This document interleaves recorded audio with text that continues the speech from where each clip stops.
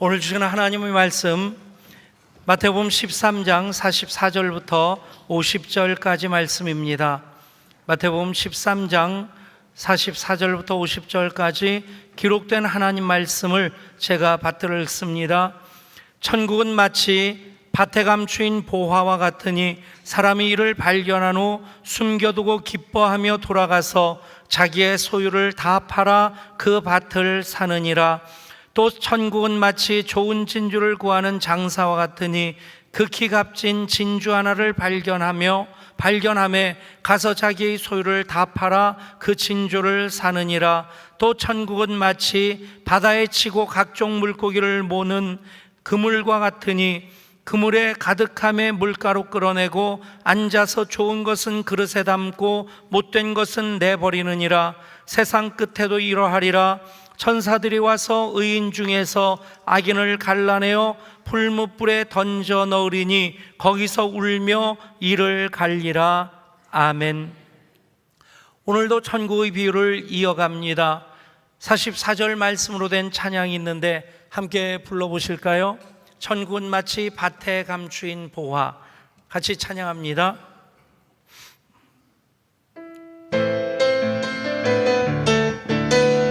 박수 치면서 찬양하죠.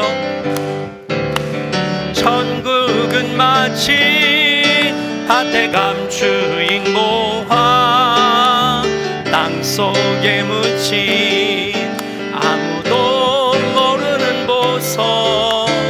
천국은 마치 밭에 감추인 보화, 땅속에 묻힌 아무도 모르는 보석이라네. 그 보석 발견한 사람은 기뻐 뛰며 집에 돌아가 집 팔고 땅 팔고 냉장고 팔아 기어이 그 밭을 사고 말 거야. 천국은 마치 밭에 감추인 보화, 땅속에 묻힌 아무도 모르는 보석. 천국은 마치 밭에 감추인 보화, 땅속에 묻힌 아무도 모르는 보석이라네. 아멘. 여러분, 찬양하는 모습 보니까 둘 중에 하나인 것 같아요. 한 가지는 일어나서 천국은 마치 그러면서 그래야지 맛이 나는데 앉아서 찬양하니까 맛을 좀 못 느끼는 그런 이유일 수도 있겠고, 또 한 가지는 여러분들은 그런 보석 따위 나는 상관없다. 아멘. 그렇습니까? 예, 집에 있는 보석 같은 거 다 가지고 오시면 됩니다. 여러분, 이 찬양을 부르다 보면 이 가사가 참 기가 막히다는 생각이 듭니다. 집 팔고 땅 팔고 할 때는 그냥 예수님께서 옛날 말씀하셨던 그 성경 속의 이야기 같은데, 냉장고 판다는 얘기가 나오면 갑자기 시제가 현재가 됩니다. 그래서 내가 냉장고도 팔아야 되나? 여러분, 옛날 이야기로서가 아니라 정말 지금 우리들에게 주신 하나님 말씀으로 들려질 수 있기를 소원합니다. 그렇다면 우리가 집 팔고 땅 팔고 냉장고 팔아서라도 반드시 사야 하는 그 보화는 무엇이겠습니까? 그 보화가 어떤 것이라면 여러분은 집 팔고 땅 팔고 냉장고 팔아서 그것을 사시겠습니까? 오늘 말씀은 한 절로 된 굉장히 간단한 말씀입니다. 한 절만 읽기 좀 허전해서 50절까지 다 읽었습니다마는 오늘 44절 말씀, 천국은 마치 밭에 감추인 보화와 같으니 사람이 이를 발견한 후 숨겨두고 기뻐하며 돌아가서 자기의 소유를 다 팔아 그 밭을 사느니라. 여러분, 옛날 이스라엘은 은행 같은 혹은 전당포 같은 그런 제도가 잘 갖춰져 있질 않았고요. 특별히 그 이스라엘 그 지역을 이제 팔레스타인 지역이라고 하는데, 그 중근동을 보게 되면 이제 이쪽에 유프라데스 강과 티그리스 강 유역의 바빌론 지방이 있습니다. 그쪽이 있고 거기서부터 이제 쭉 이어져서 팔레스타인 지방을 통해서 아래로 내려가면 이집트 나일강 유역의 비옥한 땅을 가진, 근데 그 외의 땅들을 보면 험준한 산악이라든지 아니면 사람이 살 수 없는 사막이라든지 광야입니다. 그래서 이 바빌론 지역부터 시작해가지고 이 팔레스타인까지 거쳐서 애굽으로 내려가는 그 과정, 그 길이 꼭 이렇게 초생달 모양으로 생겨서 비옥한 초생달 지역이라는 그런 표현을 씁니다. 이 이스라엘이라는 나라는 역사를 보면 그렇게 강대한 나라가 아니었습니다. 다윗과 솔로몬 때에 한번 힘을 썼지만 그 이전 이후로 굉장히 약한 나라. 구약의 역사는 단 한 가지를 증명하고 있습니다. 하나님을 의뢰하면 약하더라도 강해지고, 나라가 강하고 힘이 있다고 하나님 함부로 했다가는 또 그 나라가 흔적도 없이 무너지게 된다고 하는 그 신앙이 하나님을 의뢰함으로 하나님이 도움이 되시는 그 역사가 바로 구약 성경 전체의 얘기입니다. 그런데 이 바빌로니아 지방의 그 나라가 강성해지면 반드시 이쪽의 또 한 나라 애굽의 왕조를 점령해서 중동의 패권 국가가 되려고 하는 욕심을 갖습니다. 그러니까 그 군대가 지나가는 길목이 팔레스타인 지역입니다. 이스라엘. 그리고 애굽이 강성해지면 또 그쪽까지 차지해서 패권 국가가 되려고 하는 그 욕심으로 전쟁을 일으킵니다. 이게 우리나라 역사랑 비슷하지 않습니까? 몽고가 원나라가 돼가지고 일본을 집어삼키겠다고 우리나라를 통과하면서 얼마나 많은 역사적인 아픔이 있었습니까? 임금이 강화도까지 도망을 가야 되고, 좀 얼굴 반반한 여인들은 다 몽골로 그렇게 잡혀가고, 한참 후에 그들이 우리나라로 돌아올 때 고향으로 돌아온 여자, 그래서 환향여라는 단어를 썼습니다. 근데 그게 그냥 쉽게 하는 말로 환양여, 그런 말이 안 좋은 의미였죠. 또 일본이 그 갈라진 부족들을 통일국가를 만든 다음에 힘이 넘치면 1차 세계대전을 일으키는 것만이 아니라 그 이전에 대동아전쟁부터 시작해서, 대동아전쟁은 그 다음이죠. 어쨌든 이제 그 명나라를 치겠다고 하는 그 명분으로 전쟁이 시작돼가지고 우리나라에서 임진왜란이 일어나고 정유재란이 일어나고, 그것이 지금까지도 아픈 상처로서 우리나라에 남아있는 것이 정신대 문제 아닙니까? 그런 역사적인 배경이 이스라엘과 굉장히 흡사합니다. 그래서 한국 사람들이 예수를 더 잘 믿는 것 같아요. 역사가 동일시되어질 수 있는 그런 부분들이 많기 때문에. 어쨌든 그렇게 이쪽에서 일으킨 전쟁이든 이쪽에서 일으킨 전쟁이든 많은 전쟁 가운데, 전쟁이 일어나면 목숨도 부지해야 되겠지만 재산을 잘 관리해야 되는 것도 또 하나의 중요한 문제가 됩니다. 믿을 만한 맡길 곳이 없는 겁니다. 그러니까 예를 들어 그 동네 뒷산에 커다란 바위가 있으면 그 바위로부터 뜨는 태양을 바라보고 동쪽으로 50발자국 걸어가고, 거기서 또 좌측으로 30발자국 걸어가고, 거기서 뒤로 10발자국 걸어와 가지고 자기만 아는 곳에 그렇게 땅을 파고 보물을 묻어놓고 피난을 갔다가 돌아와서 그것을 다시 파내어서 생활을 하고, 그런 것이 아주 일상적인 일이었습니다. 그러다 보니까 전쟁에 나갔다가 돌아오지 못하는, 목숨을 잃는다든가 그래서 돌아오지 못하는 임자 없는 보물들이 여기저기서 발견되는 일이 오늘날 로또 맞는 것만큼이나 어쩌면 흔한 일일 수 있었다는 얘기입니다. 그러니까 예수님께서 천국은 마치 밭에 감추인 보화 같으니 라고 말씀하시면 사람들의 귀가 쫑긋해지고 눈이 반짝 띄어지는 겁니다. 또 그런 일이 있었나? 여러분, 이야기를 조금 각색해서 얘기하면 이런 얘기가 됩니다. 남의 밭을 소작해서 열심히 밭을 일구어서 가을 추수를 해야만이 그 당시에는 5분의 1을 이제 밭 임대료로, 소작료로 내게 되고 나머지 5분의 4 가지고 먹고 살아야 되니까 농부들은 더 열심히 일해야 되는 겁니다. 열심히 일하는 성실한 농부가 밭을 갈다가 퍽 하는 소리가 나는데, 그렇게 돌을 골라냈는데 또 돌이 있나 싶어서 그냥 지나가고 싶은데, 그곳에 씨앗이 뿌려지면 그 돌 때문에 뿌리를 깊이 못 내릴 것 같아서 그래도 또 파내야지. 그리고는 곡괭이질을 하는데 이것이 작은 돌멩이가 아닌 겁니다.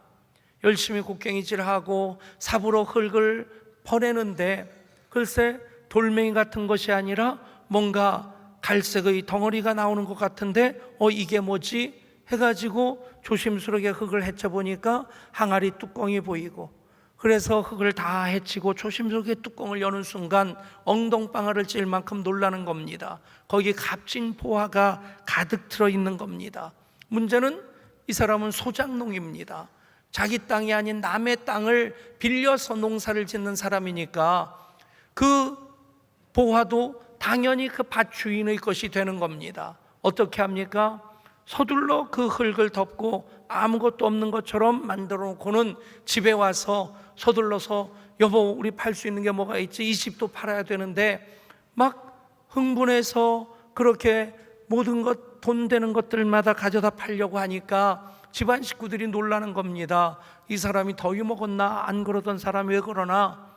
그런데 이 사람은 그 땅을, 밭을 빨리 사야 되는 겁니다. 집도 팔았습니다. 돈이 되는 건 다 팔았는데 아마 그 당시에 냉장고가 있으면 냉장고도, TV가 있으면 TV도 팔았을지 모릅니다. 돈을 마련해 가지고 집주인을 땅 주인을 찾아갑니다. 땅 주인을 찾아가서 이렇게 얘기를 하죠. 영감님, 저에게 맡겨주신 그 밭, 제가 그동안 열심히 일궈서 우리 가족 먹고 살았는데 수년 동안 그 밭을 일구다 보니까 이제는 그 밭이 자식놈처럼 생각되어집니다. 저에게 파시면 좋겠습니다. 그 밭 뭐 그렇게 쓸모도 없는데 기왕 살려면 좋은 밭 사지. 아니요, 제가 오래 일구다 보니까 정이 들어서 그렇습니다. 가격이 흥정되어지고 그래서 그 밭을 샀습니다. 집으로 돌아오는데 땅 문서 쥐고 돌아오는 그 발걸음이 공중을 걷는 것 같습니다. 집에 오자마자 여보 얘들아 그래가지고 우리가 새 밭을 샀는데 한번 나가보자. 여러분 그 부인인들 그게 기대가 되겠습니까? 거길 뭐 가려고 그러느냐고, 낮에 일하느라고 지쳤는데 왜 저녁에 또 가자고 하느냐고 투덜대는데 하도 보채니까 아이들도 어쩔 수 없이 따라옵니다. 일로 와봐. 그리고는 해가 어스름 저무는데 표시를 해놓은 그곳을 다시 흙을 헤칩니다. 항아리가 보입니다. 조심스럽게 뚜껑을 여는 순간 그 집 식구들 모두가 눈이 휘둥그레져서 주저앉게 됩니다. 여러분, 살면서 이러한 일 한번 있으면 좋겠다는 생각 없습니까? 벼락을 맞아도 돈벼락을 맞는. 그러나 여러분, 이 말씀을 잘 읽어보면 이 말씀은 이미 우리 가운데 이루어진 것입니다. 여러분 모두는 이미 감추인 보화를 소유하고 살아가는 사람들인 것을 믿으시기를 바랍니다. 그 보화가 무엇인가 조금 이따 말씀드리도록 하겠고, 보물을 모두가 다 얻으면 좋겠다. 일확천금의 그런 로또 맞는 벼락부자 되는 일이 있으면 좋겠다. 여러분, 보화를 발견했다고 다 좋은 것 아닙니다. 배 한 척이 망망대해를 항해하다가 풍랑을 만나서 배가 고장나서 물결 따라 포류를 하게 됩니다. 며칠 동안 표류하다가 한 작은 무인도에 배가 닿게 되었습니다. 그래도 우선은 살게 되었다 안도의 한숨을 내쉬고, 또 다행인 것이 그 배 안에 이제 쌀이나 콩이나 밀 같은 곡식들이 많이 있으니까 그건 먹고 그것 가지고 농사 지으면, 이 무인도지만 망망대해 누가 언제 올지 모르는 곳이지만 우리를 구하러 올 때까지 농사 짓고 살면 되겠다. 그래서 선원들이 내려서 밭을 일구기 시작합니다.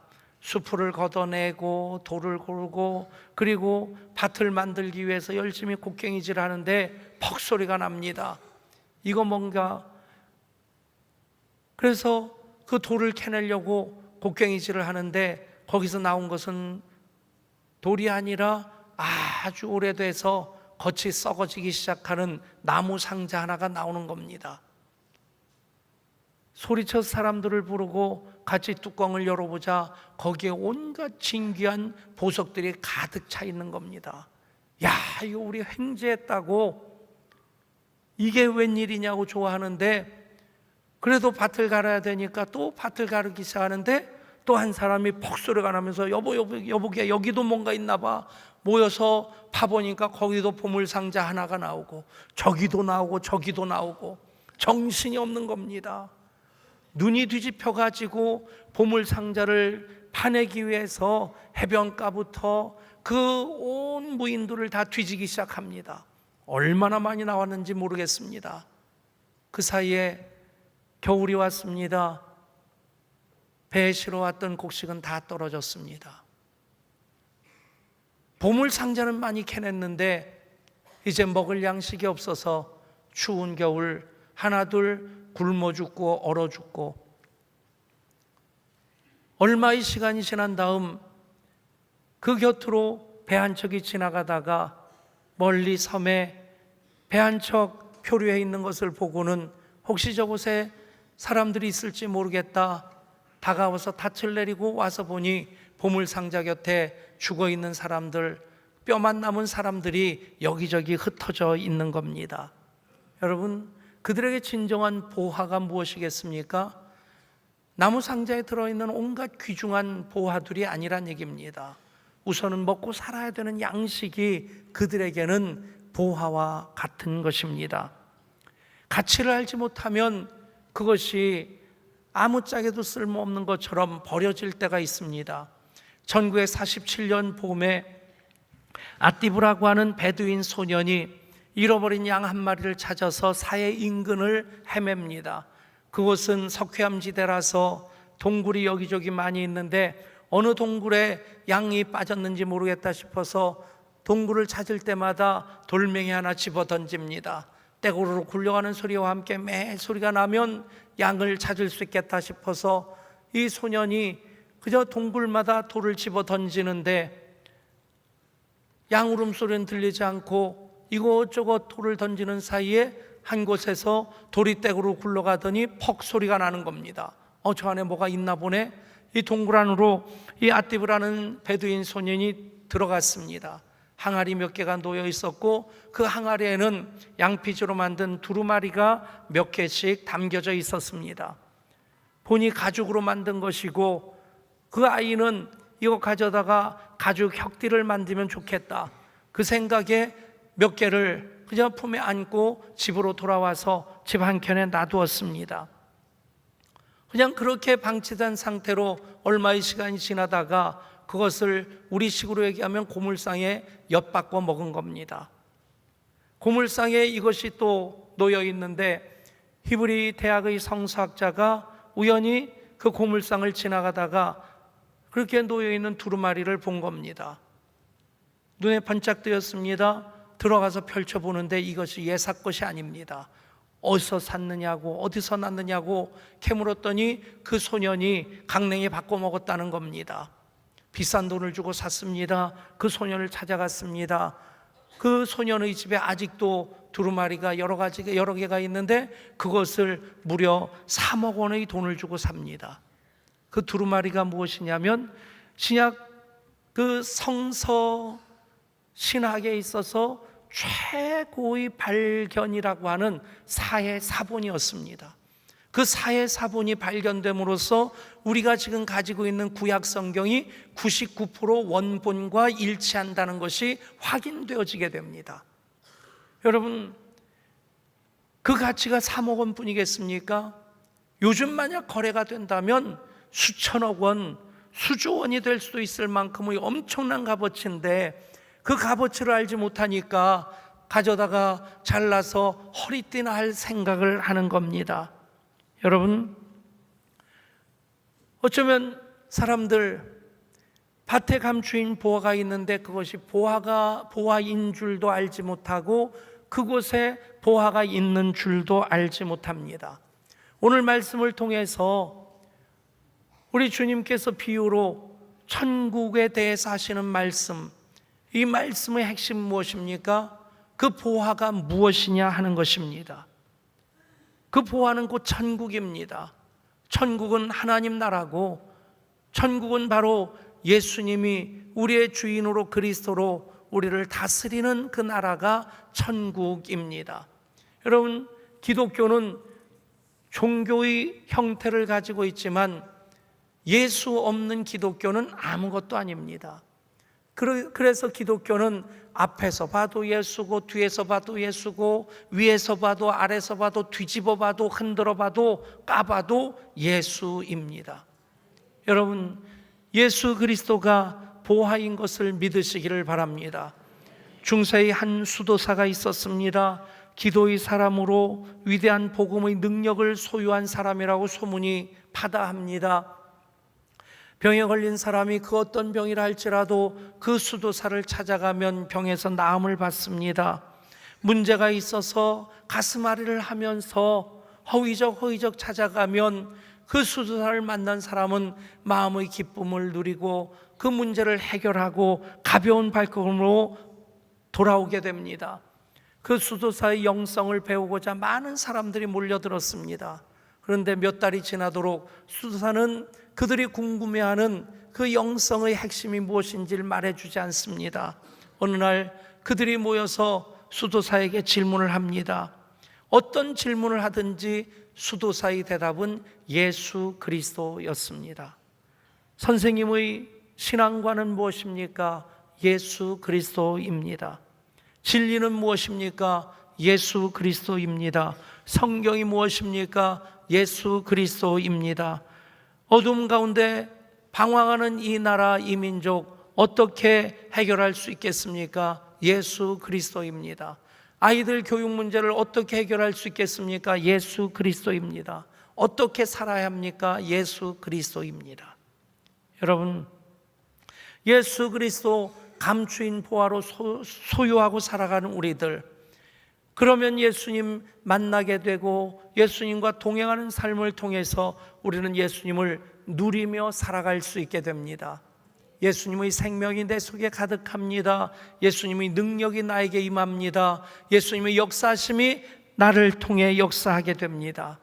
여러분, 예수 믿는다고 하면서도 예수 그리스도의 그 가치를 알지 못한다면 그 사람은 참으로 어리석은 사람이라 말할 수 있을 것입니다. 가치를 알지 못하는 사람들, 밭에 감추인 보화를 위해서 절대 집 팔고 땅 팔고 냉장고 파는 일을 하지 않을 것입니다. 한 스승이 제자에게 귀한 보석 하나를 내주면서 이것을 가지고 시장에 가서 이것이 얼마만큼 하는지 알아보고 오라고 그렇게 시킵니다. 절대 팔지는 말고 얼마 정도의 가치가 있는지 알아보거라. 그 보석을 들고 먼저 야채 가게로 들어갔습니다. 이 보석이 얼마짜리쯤 되겠습니까? 그 보석을 이렇게 쳐다보던 야채상 주인은 감자 2박스 주겠다고 합니다. 받아가지고 나와서 옆집 푸죽관으로 들어갔습니다. 이 보석이 얼마짜리쯤 되겠습니까? 소고기 10근 주겠다고 합니다. 또 다른 가게로 들어갔습니다. 이 보석이 얼마짜리쯤 되겠습니까? 내 가게랑 맞바꾸지 않겠어요? 그런 말을 합니다. 그리고는 보석상으로 가지고 들어갔습니다. 보석상 주인이 한참을 이리저리 바라보던 그 보석상 주인이 이렇게 말합니다. 이 보석을 절대 팔지 마십시오. 이 보석은 전 세계에 단 하나뿐인 값을 매길 수 없을 만큼 귀한 것입니다. 사랑하는 여러분, 예수님을 그렇게 귀한 보화로서 소유하는 여러분 될 수 있기를 원합니다. 값어치를 아는 사람은 집 팔고 땅 팔고 냉장고까지 팔아서 그것을 삽니다. 값어치를 알지 못하는 사람은 그딴 일 왜 하느냐고, 왜 그렇게 사느냐고 오히려 빈정거리고 비아냥거리기도 합니다. 예수님이 나의 보화가 되심을 깨닫게 될 때 또 하나 알게 되는 것이 있습니다. 예수님께서 나를 그토록 소중한 보물로 여겨주신다는 것입니다. 하나님이 세상을 이처럼 사랑하사 독생자를 주셨다. 요한복음 3장 16절에서 말씀합니다. 여러분, 그 말씀에서 하나님께서 이 세상을 사랑하시는데 그 사랑하시는 대상은 바로 우리 한 사람 한 사람입니다. 그것을 정관사의 사랑이라고 합니다. 아무나 사랑하시는 것 아니고 아무렇게나 사랑하시는 것 아니고 이 세상에 사랑할 리가 나 하나밖에 없는 것처럼 사랑하시는 그 사랑이 정관사의 사랑입니다. 그 사랑으로 우리를 사랑하신 하나님께서 내가 너를 보배롭고 존귀하게 여기고 너를 사랑하였은즉 내가 사람들을 주어 너를 바꾸며 백성들로 내 생명을 대신하리니. 사랑하는 여러분, 우리가 예수님을 감추인 보화로서 집 팔고 땅 팔고 냉장고 팔아서 그분을 소유하게 되면 그분이 또한 우리를 보배롭고 존귀하게 여기심을 믿으시기를 바랍니다. 감추인 보화의 비유나 또 극히 값진 진주를 발견한 그 사람이나 똑같이 한 일이 있습니다. 자기 소유를 다 팔아 그 밭을 샀습니다. 자기 소유를 다 팔아 극히 값진 진주를 삽니다. 여러분, 자기 소유를 다 팔았다. 우리 믿음의 선진들이 그렇게 살았습니다. 믿음 하나로 하나님을 소유하기 위해서, 예수님을 소유하기 위해서 그들은 세상 명예, 권세, 부귀 다 포기했습니다. 단지 예수 믿는다는 그 이유 하나 때문에 그들은 사는 곳에서 쫓겨나고 재산 몰수당하기도 하고 심지어는 사자밥으로 던져지기도 하고 화형에 처해지기도 했습니다. 그렇다면 그렇게 반문할 수 있을 것입니다. 그렇게 어려우면 어떻게 믿을 수 있겠느냐고, 그렇게 희생을 많이 치러야 된다면 누가 그것을 선택하겠느냐고. 그러나 여러분, 밭을 사는 그 농부는 소유를 다 파는 것을 절대 갈등하지 않습니다. 기뻐하면서 소유를 다 팔아 밭을 삽니다. 그러면 감추인 보화를 소유할 수 있기 때문에 그렇습니다. 극히 값진 진주 하나를 발견한 그 상인도 그 극히 값진 진주 하나를 소유하기 위해서 자기 것 다 파는 것을 힘들어하지 않습니다. 사랑하는 여러분, 우리가 그렇게 예수 믿고 있습니다. 우리 시간을 팔아서 예수님을 산 사람들입니다. 우리 물질을 팔아서 예수님을 산 사람입니다. 세상을 팔아서 예수님을 산 사람들입니다. 여러분, 그 과정 속에 밭을 사게 되면 감추인 보화까지 소유하게 됩니다. 밭이 무엇일까요? 저는 교회 생활이 밭이라고 생각합니다. 예배 드리는 것도 밭이고, 성경 공부하는 것도 바치고, 찬양과 기도도 바치고, 그리고 사역도 바치고, 그것들을 통해서 밭을 사면 감추인 보화인 예수님을 소유하게 되는 것입니다. 몇 해 전, 꽤 오래전입니다. 미국 오클라호마라고 하는 그 도시에서 큰 불이 일어났는데 아파트에 불이 일어난 겁니다. 소방관들이 출동해가지고 급히 사람들을 대피시켰고 불을 끄는데, 그래서 다행히 많은 사람들이 피신했는데 그 중에 한 여인이 막 울부짖으면서 그 불길을 향해 아파트로 들어가겠다고 하는 겁니다. 그러면서 소리를 지르는데 내 딸이 저기 있어요, 내 딸이 저기 있어요. 그렇다고 그 불길 속으로 그 여인을 들여보낼 수 없는 겁니다. 한 용감한 소방관이 불길을 뚫고 들어갔습니다. 그 여인의 집이 3층입니다. 거기다 사다리를 걸쳐놨습니다. 사다리로 올라가서 그 창문을 통해 집으로 들어갔는데 이미 연기가 꽉 차 있고 불길이 넘실대고 있습니다. 그 속에서 아이를 찾는데 침대 위에 아이가 보입니다. 소방관은 황급히 보재기로 그 이불보로 그 아이를 싸가지고 품에 안고 다시 사다리를 통해서 내려오는데 조마조마하게 바라보고 있던 많은 사람들이 그 불길 속에서 이 아이를 품에 안고 나오는 소방관을 보면서 박수를 치면서 환호를 하는 겁니다. 넋이 나간 모양으로 울부짖던 그 여인에게 이 아이를 넘겨줍니다. 여인은 울음을 그치고 고마워요 고마워요 하면서 혼이불을 들치다가 그만 주저앉아 기절하고 맙니다. 거기에는 아이가 담겨 있는 것이 아니라 인형이 들어 있었습니다. 여러분, 얼마나 안타까운 일입니까? 세상 사는 사람들, 가치 없는 것을 위해 목숨을 걸고 사는 사람들 얼마나 많습니까? 우리는 밭에 감추인 보화이신 예수님을 소유하기 위해 세상을 팔아서 밭을 사는 사람이 돼야 될 줄 믿습니다. 우리 모두는 세상을 팔아 천국을 사는 사람들입니다. 가룟 유다는 예수님을 팔아서 은 30을 받습니다. 그것으로 밭을 샀습니다. 반면에 베드로는 주는 그리스도시요 살아계신 하나님이십니다. 그렇게 고백하고 그는 세상을 팔아서 자기 목숨을 팔아서 예수님을 소유합니다. 보화가 무엇입니까?